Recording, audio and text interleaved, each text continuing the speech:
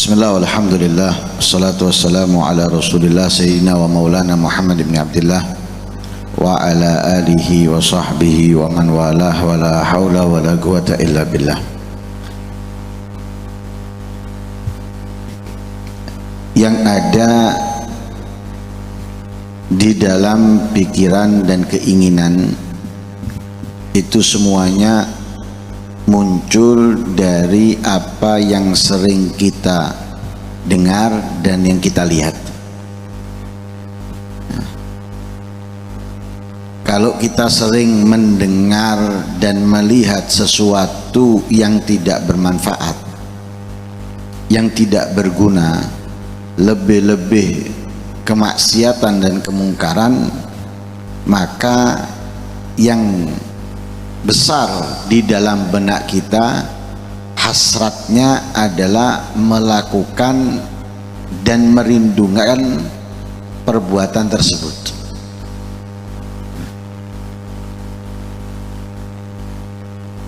Dengan itu Allah Subhanahu wa ta'ala seringkali mengingatkan kita untuk dapat menjaga kenikmatan-kenikmatannya, khususnya dari telinga dan mata.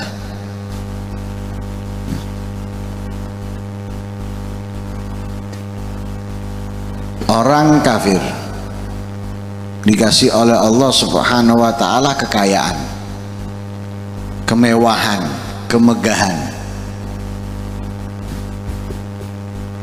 Allah Subhanahu wa ta'ala melarang Nabi Muhammad, tentunya orang-orang yang mencintai dan mengimani Nabi Muhammad, untuk melihat itu semua dari mereka. Wala tamuddanna ainaika ila ma mata'na minhum zahratal hayatid dunia. Dilarang untuk melihat, dilarang untuk menengok kepada kemewahan-kemewahan yang Allah berikan daripada bunganya kehidupan dunia. Dilarang melihat. Lah kalau kita perhatikan, kenapa kok melihat aja nggak boleh? Karena dampaknya keinginan yang ada di dalam hati, hasratnya itu dimulai diantaranya dari melihat. Makanya Allah larang, jangan lihat. Bahkan dalam ayat yang lain, wala ta'du ainaka, jangan ditengok sudah, jangan dilihat, jangan dilirik.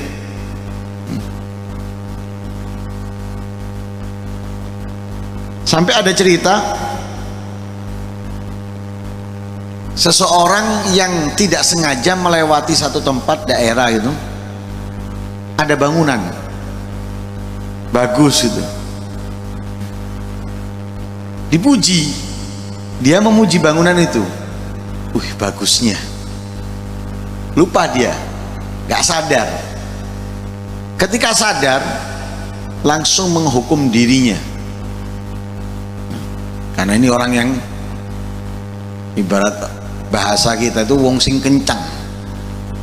Nah, orang yang sama sekali tidak neko-neko, nggak pernah lihat nggak pernah lihat ini, kehidupannya apa adanya dan yang digemarinya adalah kebaikan.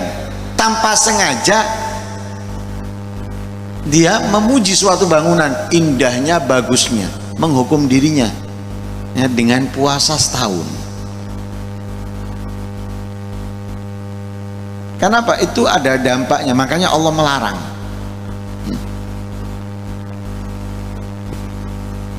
Coba perhatikan anak-anak SD zaman sekarang,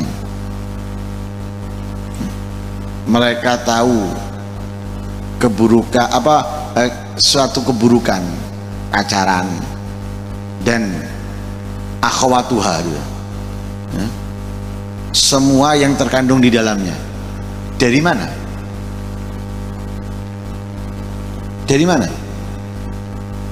Dari melihat. Melihat apa? Melihat yang mereka tonton. Yang mereka tonton di TV. Kalau dulu nunggu bukan kartun yang menceritakan hal itu, tapi sekarang kartunnya seperti itu.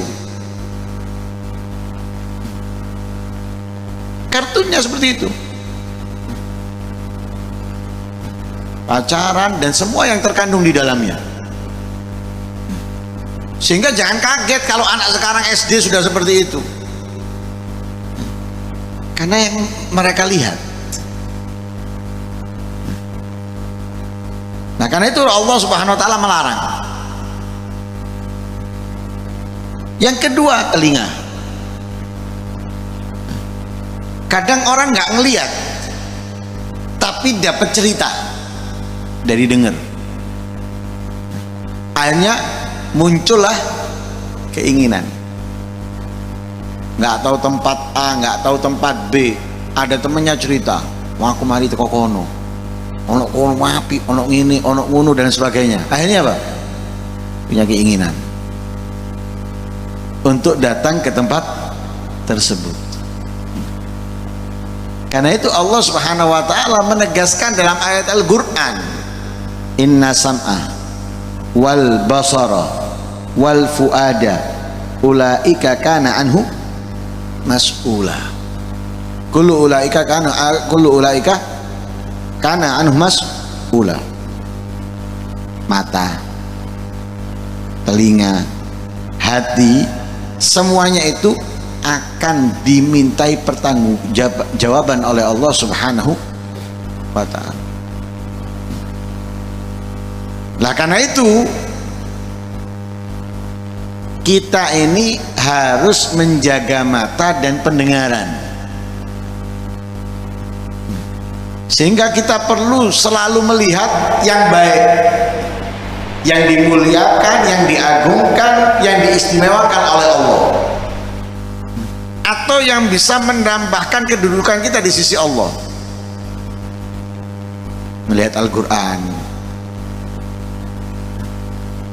ya, melihat Al-Quran, ya, melihat orang soleh, ya, para ulama, para aulia, melihat orang tua, semuanya itu dilihat dengan pandangan ta'zim, memuliakan, menghormati dan yang lain sebagainya. Bahkan di Ka'bah kita dianjurkan untuk melihat. Sampai di dalam sholat itu ada perbedaan pendapat antara ulama. Kalau kita sholat di selain Masjidil Haram Mekah, ya, atau selain orang yang tidak terlihat Ka'bah, itu kesunahan mutlak melihat tempat sujud. Sholatnya melihat tempat sujud. Tapi kalau orang yang kelihatan Ka'bah, itu ada yang mengatakan tidak disunahkan dia melihat tempat sujud, tapi disunahkan untuk melihat Ka'bah. Kenapa? Loh, tempat yang dimuliakan oleh Allah Subhanahu wa ta'ala. Nah, kalau kita melihat orang soleh, dengan semangatnya dia dalam melakukan kebaikan, ketaatan, istiqomahnya, ya, dari kebaikan pindah ke kebaikan, ya, ada hasrat dari kita untuk apa? Meniru, ya. Nah, kemudian kita gunakan lisan kita untuk apa? Mendengarkan Al-Quran, mendengarkan hadisnya Nabi, mendengarkan ilmu, mendengarkan cerita orang-orang yang mulia. Lah, kalau kita dengarkan hal-hal tersebut menggugah diri kita untuk, ya, ingin meneladani, ingin mengikuti, itu lebih kuat.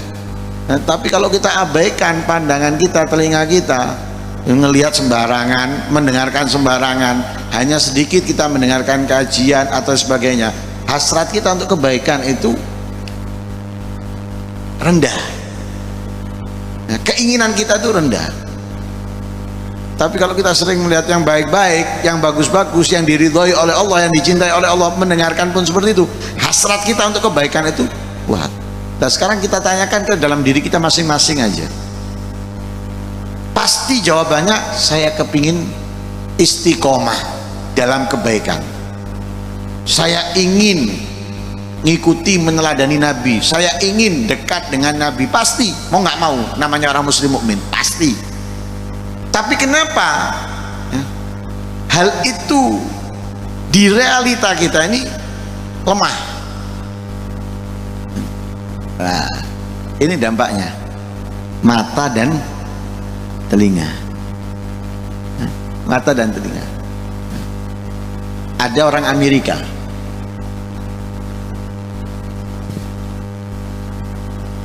datang belajar di Darul Mustafa. Ya tentunya dia awalnya bukan muslim, masuk Islam. Datang ke Darul Mustafa belajar. Singkat ceritanya, dia di Darul Mustafa dia ditarik itu di Darul Mustafa itu orang tuanya masih kafir.